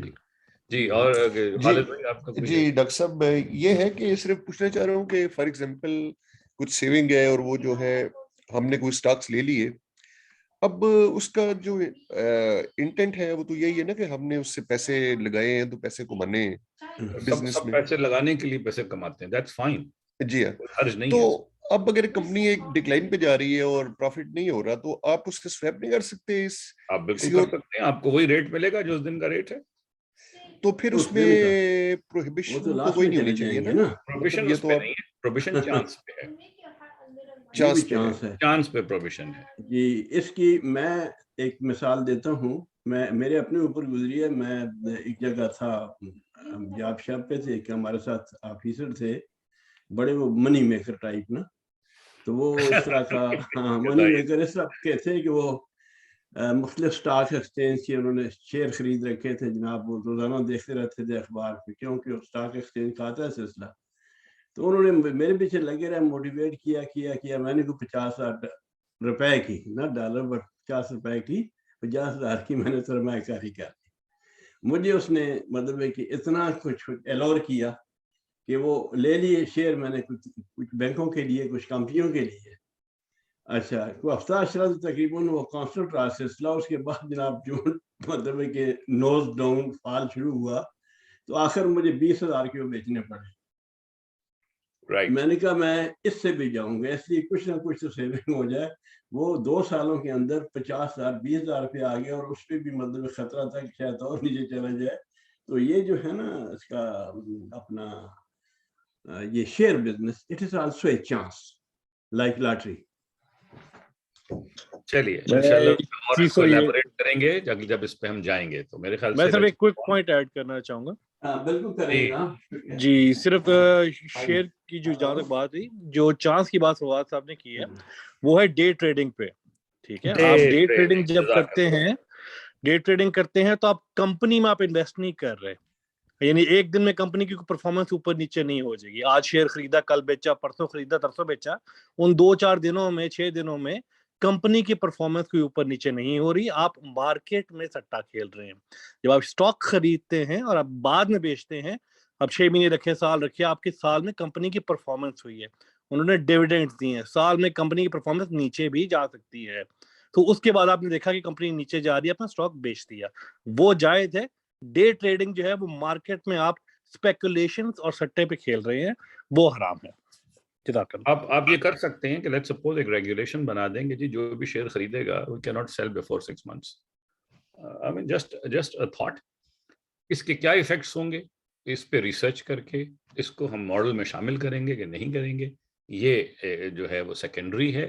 مگر just to give you an idea کہ there can be regulation made to differentiate between fair share purchase, fair stock purchase and the day trading based on chance. We have to separate them so that کہ وہ کسی company کا حق ہے, اور کہ وہ اپنا, جیسے آپ کا حق ہے کہ آپ اپنے کاروبار میں کسی کو شراکت دے سکے, ایک کو دیں, سب کو دیں. آپ کسی ایکسچینج کے تھرو جا کے دیں, کسی ریئلٹر کے تھرو جا کے دیں, آپ کا حق ہے. آپ کا حق بھی نہ ماریں ہم, اور جو ہے وہ چانس سے لوگوں کے ہونے والے نقصان اس کو بھی بچائیں.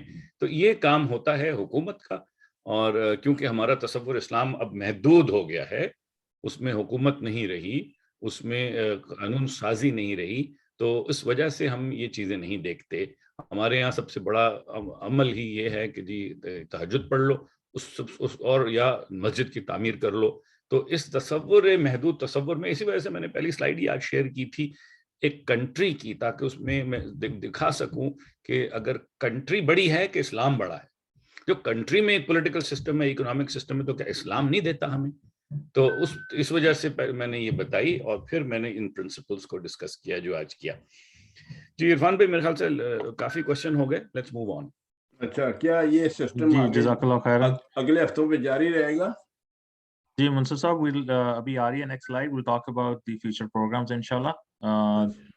This is a recorded session, so idea یہ ہے کہ just contain discussion to the topic, or any other questions we can take it offline, not a problem inshallah.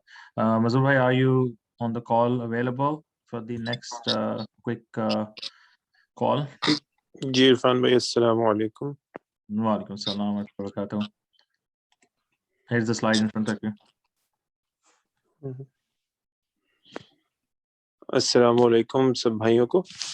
اس میں جیسے یہ جو کائنڈ آف آبجیکٹو ہے, تھوڑا بتا بھی دیا اپنی باتوں میں فہد بھائی نے, کہ ان کے سیشنز کا جو ہے آبجیکٹو کیا ہے, کہ لوگوں کو اویئر کیا جائے, لوگوں کو دین کی طرف بلایا جائے, کہ محدود تصور سے کمپریہنسو کانسیپٹ کی طرف لوگوں کو لایا جائے.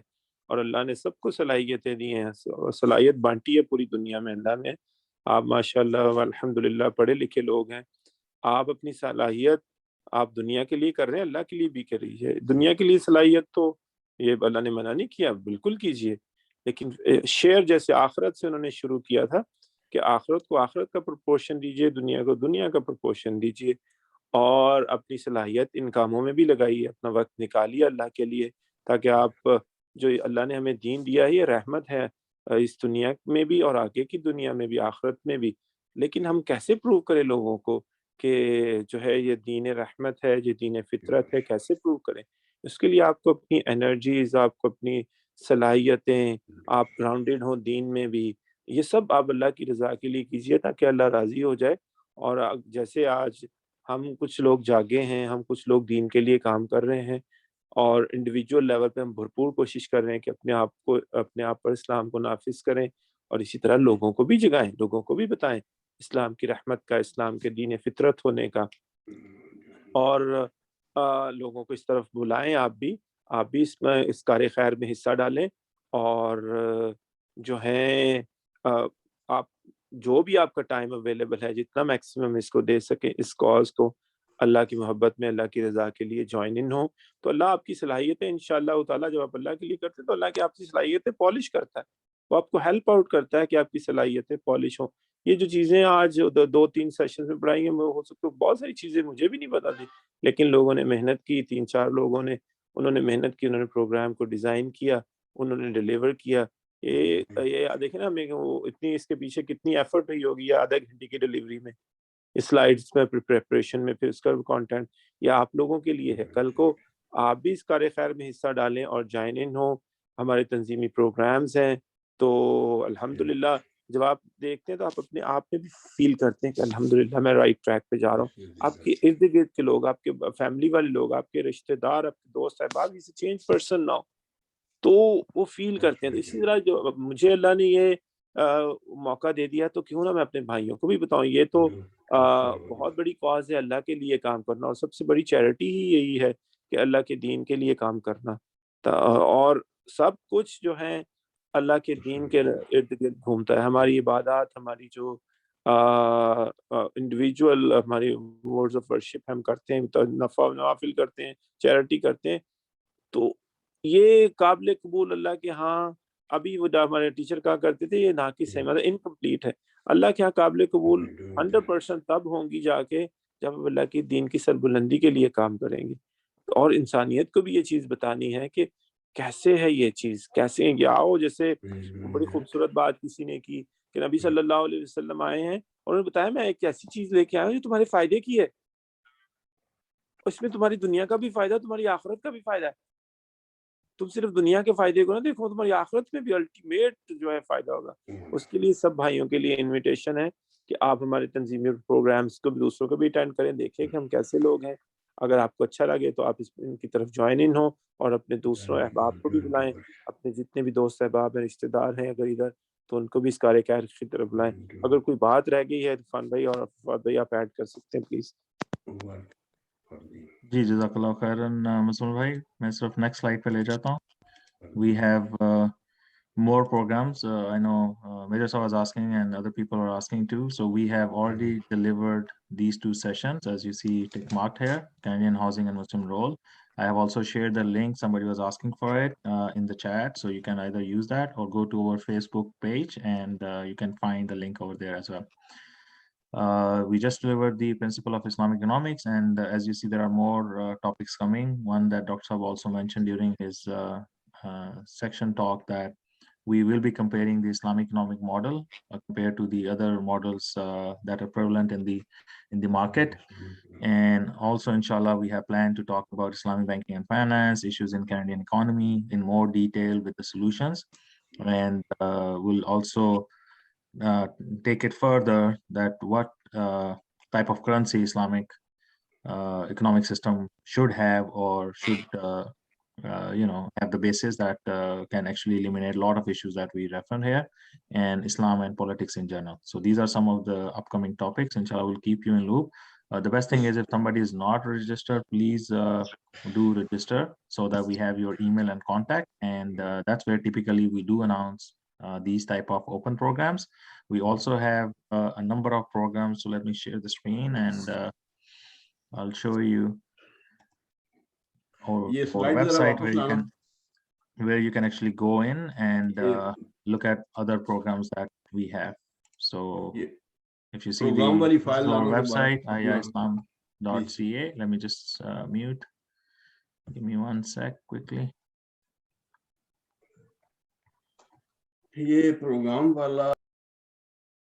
Okay, so if you see here, this is the website. You can go in and there's other videos also that talks about our mission, what is that objective that we have, and what is that we are trying to do. There's definitely a call for us to join hands, which Brother Muzammal just mentioned and recall you. So feel free to read it. We are here to actually develop, educate, and transform. So that's our basic mission is for all aspect of deen that we look into, and the efforts are definitely for local country where we live in as Canada, and we are definitely looking for volunteers, teachers, dais, and researchers. So you feel free to join in any category that you wish and be part of this this movement. Here is the detail of our halqas and our weekly program, so you can find out all the details here. These links are available and they takes you to those specific sessions. The timings and the days are mentioned here. Okay. Going back to the presentation. So give me 1 second to share. Irfan भाई ये थोड़ी देर रखना है इसको, ये topics वाली दोबारा please. हाँ ये वाली. Sure. You can take a screenshot, Mansur Saab, if you want. You can take a screenshot, or otherwise this link will be shared and you can watch out the whole presentation whenever you feel like. बस एक दो रह गए. It's okay, no worries. You can make a quick note.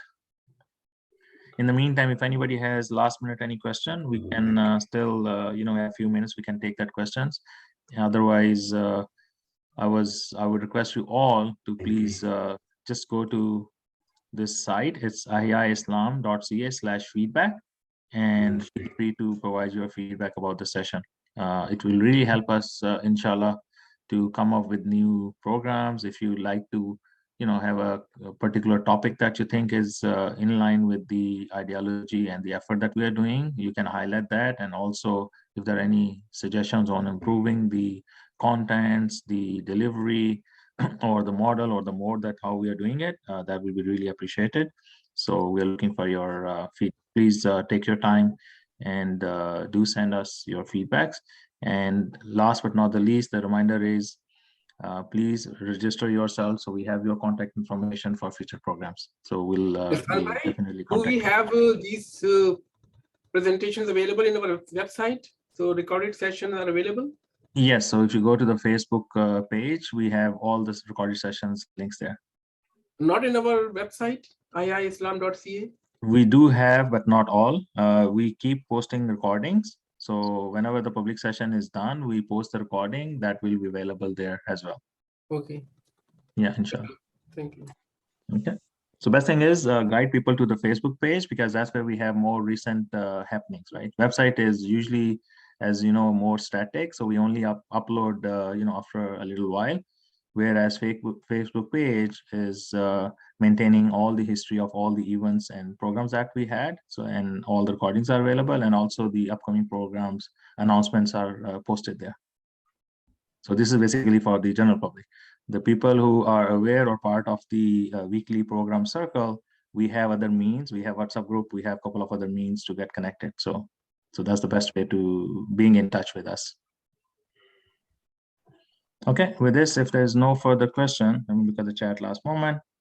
I would like to take the opportunity to say thank you for staying with us and patiently listening to the whole conversation. So jazakumullah khairan, and inshallah have a great day. Mazmun bhai, I request you to please make a dua. I'll just stop the recording and then we can do the dua, inshallah.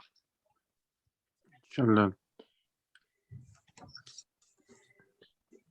Alhamdulillahi Rabbil Alameen wa la'aqibatu lil muttaqeen wa salatu wa salamu ala sayyidil anbiya'i wal mursaleen ya arhamar rahimin ya arhamar rahimin ya arhamar rahimin ربنا ظلمنا أنفسنا وإن لم تغفر لنا وترحمنا لنكونن من الخاسرين يا نور السماوات والأرض نور قلوبنا بالإيمان واشرح صدورنا للإسلام يا فاطر السماوات والأرض أنت ولينا في الدنيا والآخرة توفنا مسلما والحقنا بالصالحين يا غافر الذنب وقابل التوب فاغفر لنا ذنوبنا وكفر عنا سيئاتنا وتوفنا مع الأبرار اللهم إنك عفو كريم تحب العفو فاعف عنا يا كريم فاعف عنا يا غفور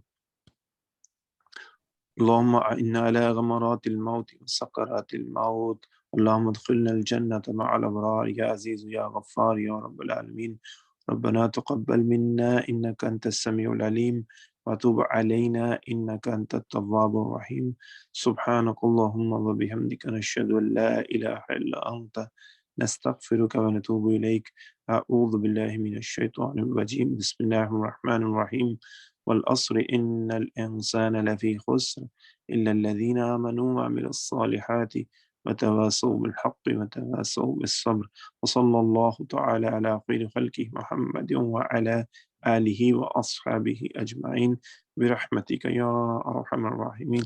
جزاكم الله خيرا for attending. May Allah accept from all of us for this effort. Ameen, ameen. Jazakallah ji.